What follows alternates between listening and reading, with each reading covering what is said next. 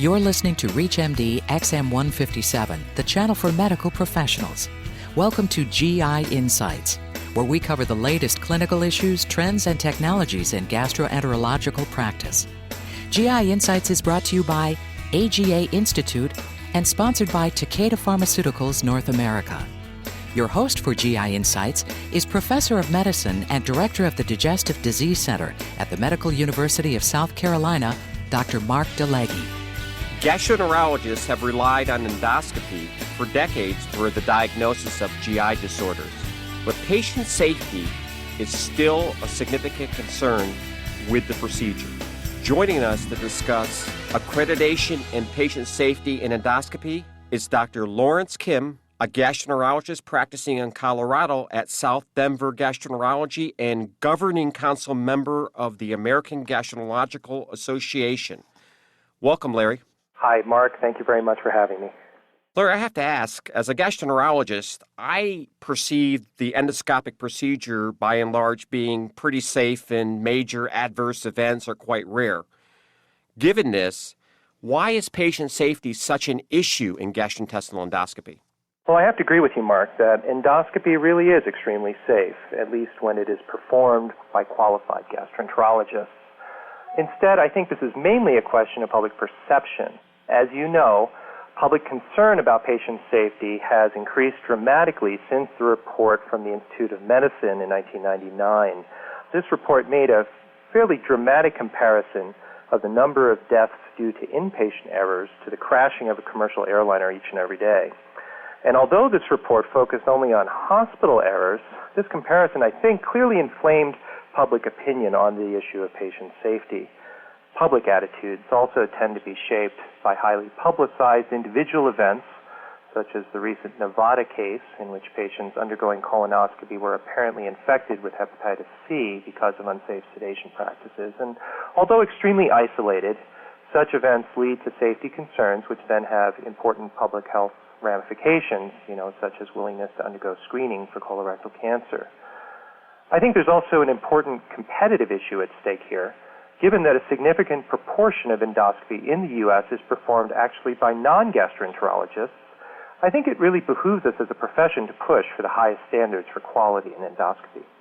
Larry, I've seen that a number of procedures that I did as a gastroenterologist in my training and then in my practice in the hospital have now been pushed out to an endoscopy center, or perhaps also called an ambulatory center. Should some of the procedures that we do still be done at the hospital? Should they all be done at these ambulatory centers? I think it really depends upon what kinds of infrastructure and personnel are available.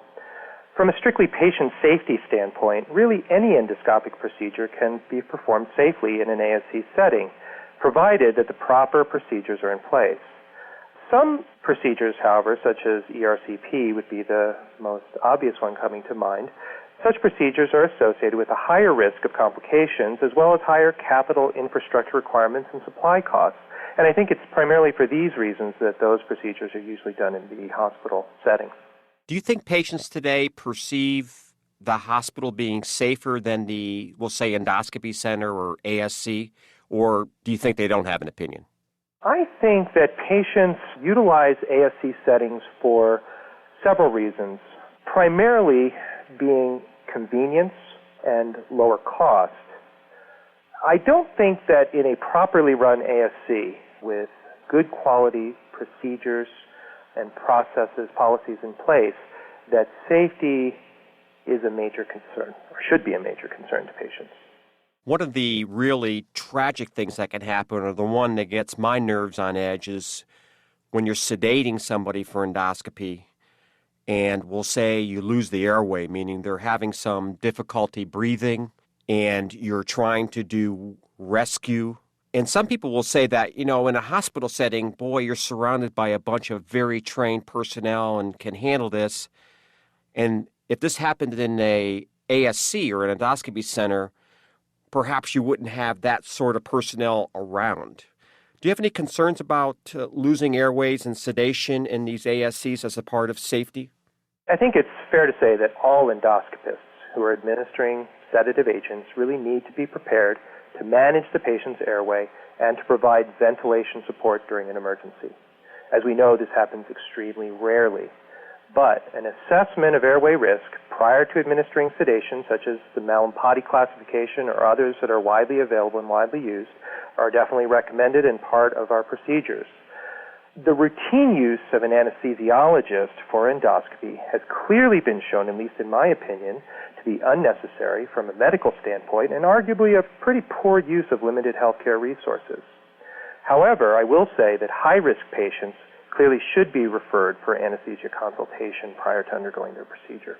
Larry, if I'm in my practice and I'm seeing somebody in the office that is very obese and has a bull-like neck and I'm worried about airway during the procedure, meaning the fact that I'll lose an airway or they'll stop breathing, is that the type of patient I should be doing in a hospitalized setting?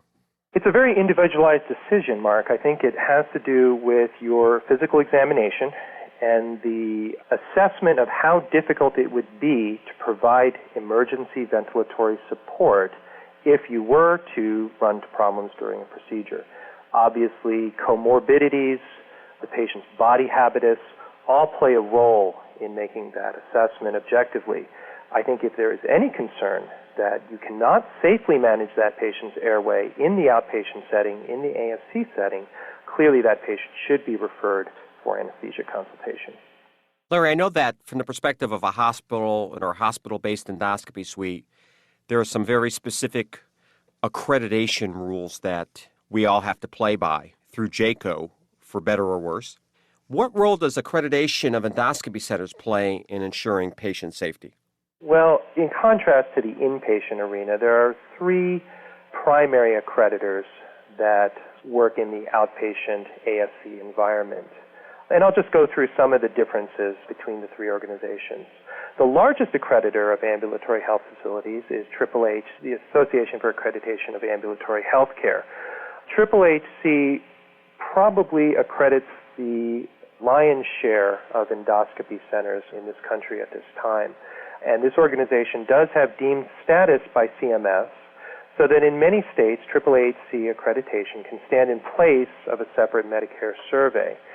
The philosophy at AAAHC is that the accreditation process should be educational and consultative. That is, that there is a process of continuous improvement in quality and patient safety.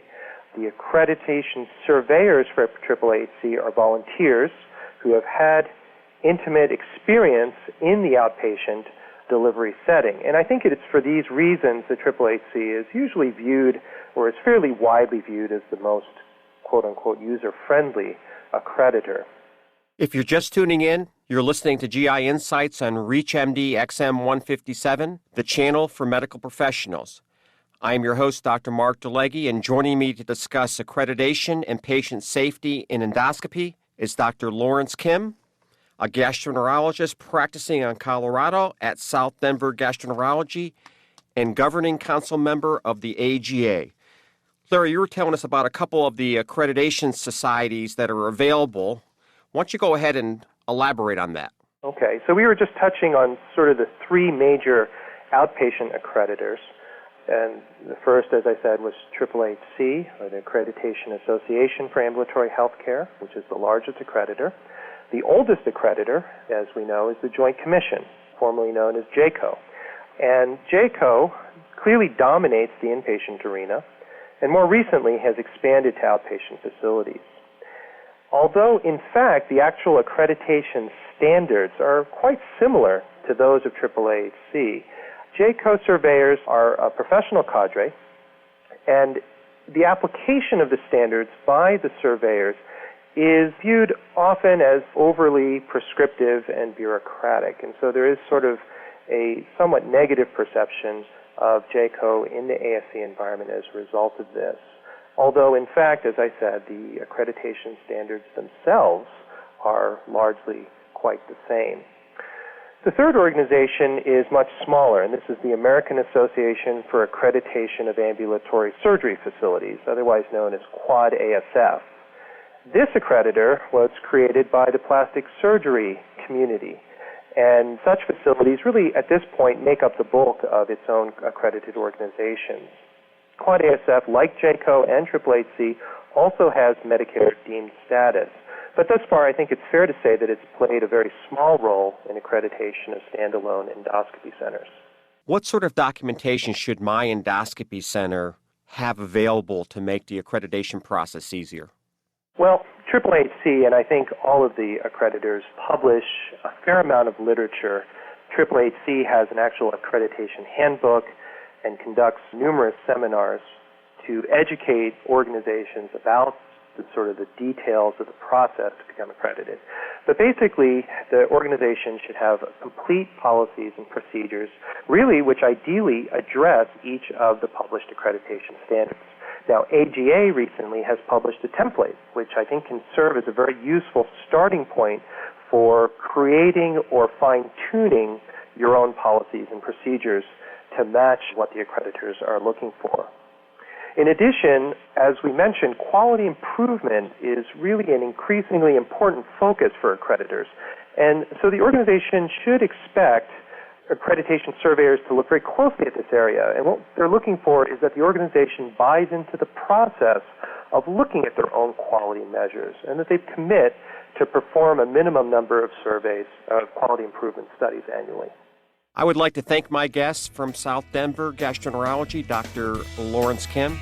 Dr. Kim, thank you very much for being our guest this week on GI Insights. Mark, it was a true pleasure. Thank you very much. You have been listening to GI Insights on ReachMD XM157, the channel for medical professionals. GI Insights is brought to you by AGA Institute and sponsored by Takeda Pharmaceuticals North America. For additional information on this program and on-demand podcasts, visit us at reachmd.com and use promo code AGA.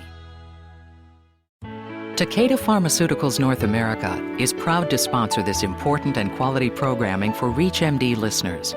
Takeda does not control the editorial content of this broadcast. The views expressed are solely those of the guests who are selected by the AGA Institute. Based in Deerfield, Illinois, Takeda Pharmaceuticals North America is a wholly owned subsidiary of Takeda Pharmaceutical Company Limited, the largest pharmaceutical company in Japan.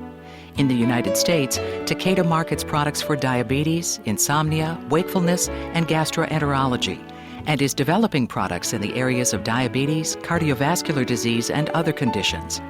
Takeda is committed to striving toward better health for individuals and progress in medicine by developing superior pharmaceutical products. To learn more about the company and its products, visit www.tpna.com.